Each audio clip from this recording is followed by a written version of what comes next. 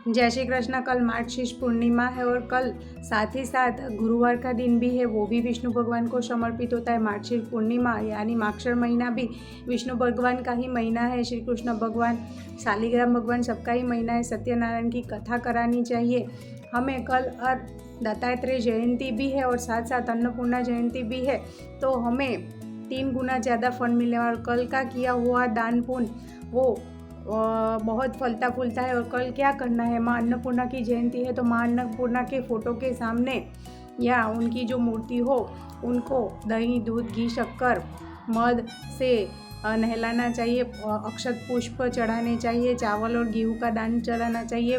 और आपको खीर का भोग माँ को ज़रूर लगाना चाहिए, उसमें एक तुलसी का पत्ता ज़रूर रखना चाहिए।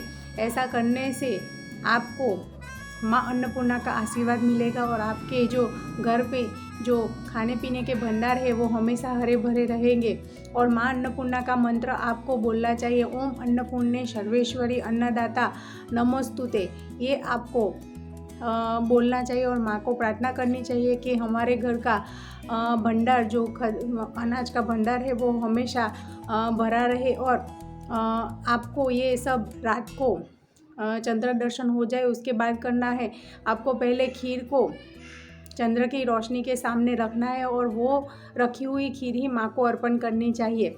और कभी आपको आपके घर में अनाज की कमी नहीं रहेगी। कर्ज मुक्ति के लिए आपको माता को सुबह खीर का भोग लगाकर ये खीर जो भोग लगाई हुई खीर है वो गरीबों को दान करनी चाहिए। धन वृद्धि के लिए आपको क्या क्या करना चाहिए, रात में रसोई के चूल्हे के पास घी का दीपक जलाना चाहिए और लक्ष्मी और माँ अन्नपूर्णा दोनों को प्रार्थना करनी चाहिए, इससे उनकी कृपा प्राप्त होती है। रिश्ते में आपको मिठास चाहिए तो माता को मीठा भोग लगाकर परिवार के सभी सदस्यों को वो भोग खाना चाहिए। और दत्तात्रेय जयंती है तो आपको उस दिन ब्रह्मा, विष्णु, महेश तीनों की आपको साथ में कृपा प्राप्त हो, इसलिए उनकी दत्तात्रेय भगवान की प्रतिमा के सामने दीप, धूप, चंदन लगाना चाहिए। बेलपत्र, पुष्प, पंचामृत, तुलसी, अगरबत्ती, नारियल का भोग लगाना चाहिए। पूजा करने के लिए आपको पीले वस्त्र पे दत्तात्रेय भगवान की फ़ोटो या मूर्ति लगानी चाहिए, उसमें चंदन, पुष्प, बेलपत्र चढ़ाए, दत्तात्रेय का मंत्र बोले, ओम राम दत्तात्रेताय नमः।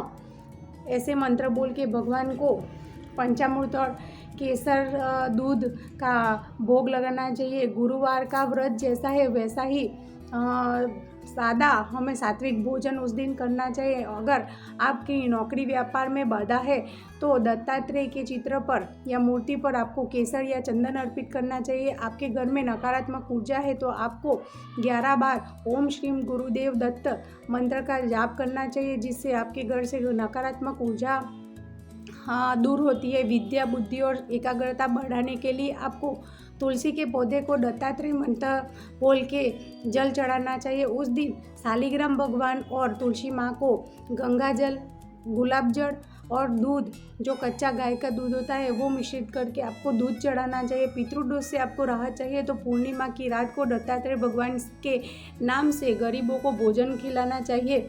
और आपको अन्नदान तो उस दिन करना ही चाहिए, गौ सेवा करनी चाहिए। और अनाज के डिब्बे में आपको हल्दी, जो पूरी गांठ आती है वो डालनी चाहिए। श्री सूक्तम का पाठ करना चाहिए, विष्णु सहस्त्र नाम का पाठ करना चाहिए। और चंद्र को आपको अर्घ्य देना तो ज़रूरी है। रात की पूर्णिमा में चंद्र को अर्घ्य देंगे या आप खीर जो चंद्र की पूर्णिमा के रात को चांदनी के सामने रखेंगे तो आपको जो वो खीर आप उस बाद में ग्रहण करेंगे तो इससे आपका मन शांत होगा। आपके जो चंद्र के रिलेटेड आपकी प्रॉब्लम होगी वो भी सारी ख़त्म हो जाएगी। तो उस दिन ये सब आपको ज़रूर करना चाहिए। और ऐसे ही मेरे वीडियो आपको अच्छे लगे तो लाइक करें, सब्सक्राइब करें, मेरी चैनल को सब्सक्राइब करना मत भूलिए। और हो सके तो अपने फ्रेंड्स और फैमिली सर्कल में शेयर करें। और किसी का भला हो तो हमें ये ज़रूर करना चाहिए। और ऐसे करने से हमारे भी पाप धुलते हैं और दूसरों का भी भला होते हैं।